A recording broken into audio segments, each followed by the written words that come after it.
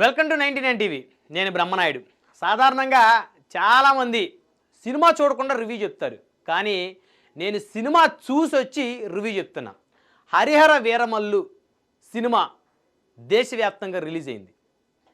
జనసేన అధినేత, ఆంధ్రప్రదేశ్ రాష్ట్ర ఉప ముఖ్యమంత్రి పవన్ కళ్యాణ్ గారు నటించినటువంటి సినిమా హరిహర వీరమల్లు. సో ఒక ఉప ముఖ్యమంత్రి సినిమా రిలీజ్ అయింది కాబట్టి మనం ప్రత్యేకంగా చెప్పుకోవాల్సినటువంటి పరిస్థితి ఏర్పడింది. ఎందుకంటే జనసేన అధినేత పవన్ కళ్యాణ్ గారు ఉప ముఖ్యమంత్రి అయిన తర్వాత విడుదలైనటువంటి మొదటి సినిమా ఈ హరిహర వీరమల్లు. అయితే ఈ సినిమాలో ఆయన అద్భుతమైనటువంటి నటన కనబరిచారని చెప్పుకోవచ్చు. ప్రొడ్యూసర్ ఏవి రత్నం గారు మరి అద్భుతంగా ఎక్కడా కూడా వెనకడుగు వేయకుండా, ఖర్చుకి వెనకాడకుండా మరి ఆ సినిమాని చేశారని అయితే చూస్తే అర్థమవుతుంది. అదేవిధంగా క్రిష్ జాగరలమూడి మరి డైరెక్టర్, ఆయన మార్క్ అయితే ఈ సినిమాలో ఖచ్చితంగా కనపడింది. మరి కీరవాణి గారి సంగీతం చాలా అద్భుతంగా ఉందని చెప్పుకోవచ్చు. ఇక నటన విషయానికి వస్తే పవన్ కళ్యాణ్ గారి నటన చాలా అద్భుతం. ఈ సినిమాలో ఆయన కళ్ళతోటే నటించేశాడని చెప్పుకోవచ్చు. ఎందుకంటే పులులను, తోడేళ్లను, అంటే జంతువులను, క్రూర మృగాలను తన కళ్ళతోటి ఆకట్టుకొని తన కళ్ళతోటి వాటితోటి మాట్లాడిన విధంగా మరి అద్భుతమైనటువంటి నటన కనబరిచారు. అదేవిధంగా ఫైట్లు కానీ, అదేవిధంగా డ్యాన్స్ కానీ నిజంగా చాలా అద్భుతం అని చెప్పుకోవాలి. 5 సంవత్సరాల తర్వాత మళ్ళీ పవన్ కళ్యాణ్ గారికి ఈ సినిమా ఒక బ్లాక్ బాస్టర్ హిట్ ఇచ్చిందని చెప్పుకోవచ్చు. ఈ సినిమాతోటి పవన్ కళ్యాణ్ గారు పాన్ ఇండియా స్టార్ అయ్యారని చెప్పడంలో ఎలాంటి అతిశయోక్తి లేదు.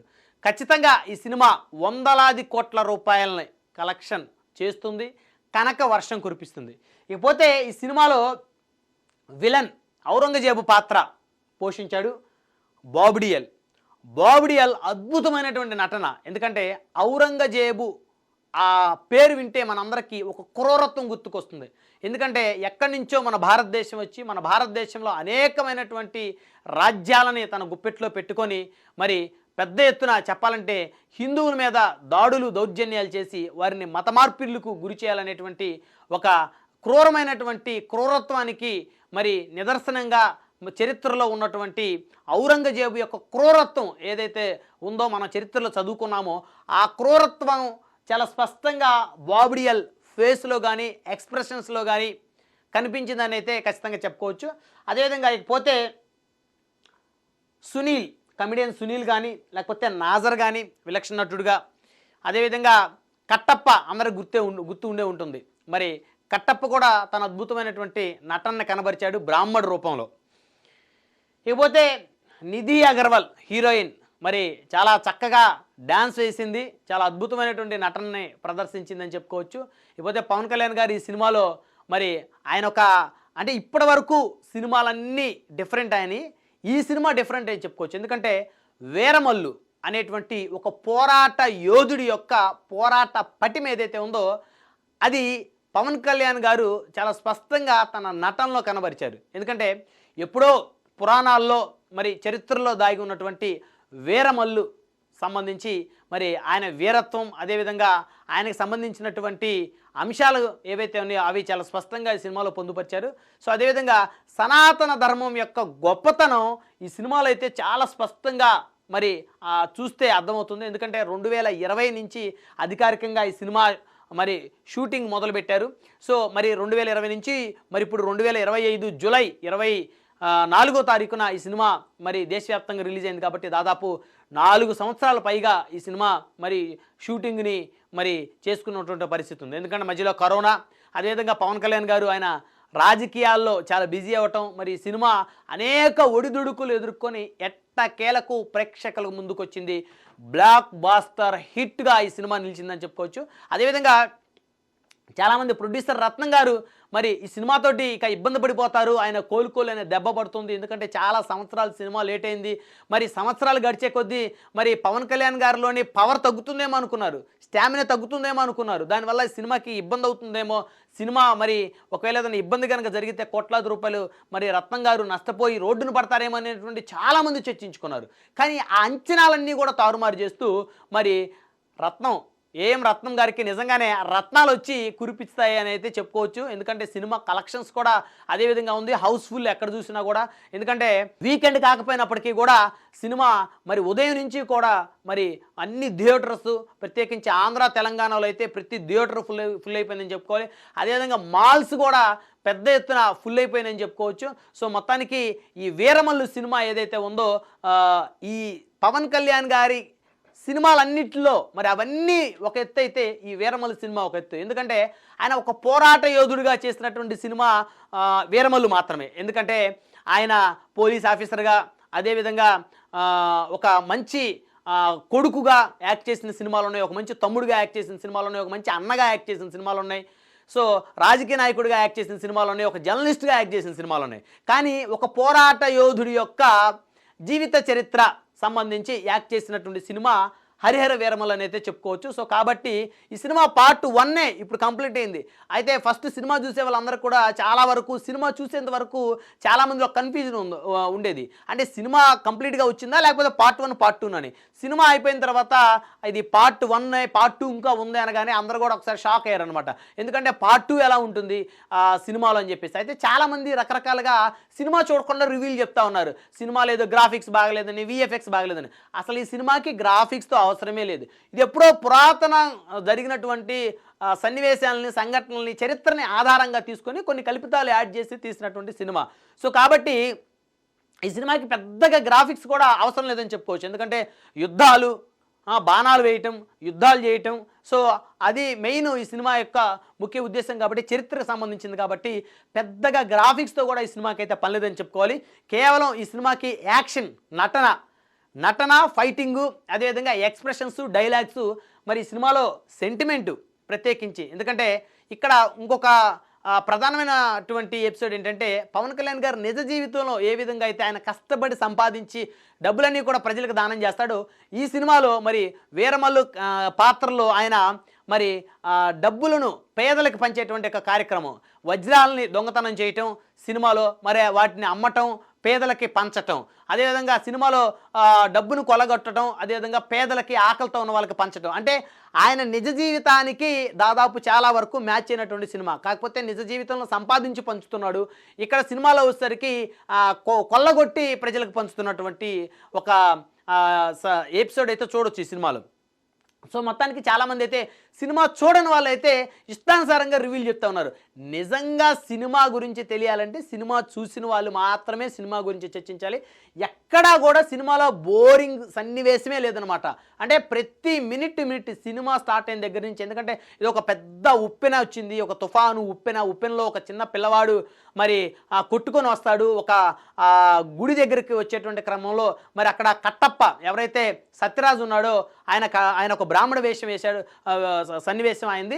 సో ఒక టెంపుల్లో సనాతన ధర్మాన్ని, హిందుత్వాన్ని పరిరక్షించేటువంటి బ్రాహ్మణులందరూ కూడా పూజలు చేస్తున్న క్రమంలో మరి ఒక పిల్లవాడు నదిలో నీళ్ళలో కొట్టుకొని రావటం, మరి అక్కడి నుంచి ఆ పిల్లవాడిని వాళ్ళు పెంచటం, ఆ పిల్లవాడికి వాళ్ళు అన్ని విద్యాబుద్ధులు నేర్పటం, హిందుత్వం యొక్క గొప్పతనం, సనాతన ధర్మం గురించి అన్నీ కూడా నేర్పటం, అదేవిధంగా మల్లు విద్య నేర్పటం, ఏ విధంగా ఎదుర్కోవాలి శత్రువుల్ని, మన సంస్కృతిని, సంప్రదాయాలను ఏ విధంగా కాపాడుకోవాలనేటువంటి ఆ పిల్లవాడికి నేర్పటం. ఆ పిల్లవాడే వీరమల్లు పవన్ కళ్యాణ్ ఆ సినిమాలో. సో ఆ పిల్లవాడే భవిష్యత్తులో హీరో, ఆ పిల్లవాడే సనాతన ధర్మాన్ని, హిందుత్వాన్ని కాపాడేది, ఆ పిల్లవాడే మొఘల్ సామ్రాజ్యానికి సంబంధించి మొఘల్ చక్రవర్తుల యొక్క అరాచకాలని అడ్డుకునేది ఆ పిల్లవాడే. సో అంటే ఆ రోజుల్లో ఔరంగజేబు యొక్క క్రూరత్వం, మరి విగ్రహాధారణ చేసేటువంటి హిందువులను ఏ విధంగా హింసించి చంపాడు, అదేవిధంగా మత మార్పిడులకి ఏ విధంగా ప్రోత్సహించాడు ఔరంగజేబు అనేటువంటి ఆ ఎపిసోడ్, ఆ సన్నివేశాలు, ఆ చరిత్రలో దాగి ఉన్నటువంటి కొన్ని అంశాలని ఈ సినిమాలో చాలా క్లియర్గా అయితే చూపించారని అయితే చెప్పుకోవచ్చు. నిజంగా అయితే సినిమాలో ఎక్కడా కూడా స్టార్టింగ్ దగ్గర నుంచి ఎండింగ్ వరకు సినిమాలో ఎక్కడా కూడా బోరింగ్ లేదు. అయితే హీరోయిన్ నిధి అగర్వాల్ అయితే అద్భుతమైనటువంటి పెర్ఫార్మెన్స్ తాను కూడా నటించిందని చెప్పుకోవచ్చు. ఎందుకంటే సినిమాలో డ్యాన్సులు, అదేవిధంగా అయితే ఈ సినిమా అయితే కాస్త అశ్లీలతకైతే ఈ సినిమా దూరం అనేది ఖచ్చితంగా చెప్పుకోవచ్చు. రొమాన్స్ అయితే అందరూ ఆశించిన స్థాయిలో లేదు, బట్ ఎంతో కొంత ఖచ్చితంగా అయితే కుర్రకారు కూడా మరి హీరోయిన్ పవన్ కళ్యాణ్ గారు, అదేవిధంగా నిధి అగర్వాల్ వాళ్ళు కాంబినేషన్లో 2 2 డ్యాన్సులు కూడా 2 సాంగ్స్ కూడా ఉన్నాయి, 2 పాటల్లో వీళ్ళు డ్యాన్స్ కూడా వేస్తారు. సో అద్భుతంగా అంటే డ్యాన్స్ని ఇష్టపడే వాళ్ళు, అదేవిధంగా కాస్త రొమాన్స్ని ఇష్టపడే వాళ్ళకు కూడా ఆ సాంగ్స్లో వారికైతే కావాల్సింది అయితే ఖచ్చితంగా దొరుకుతుంది.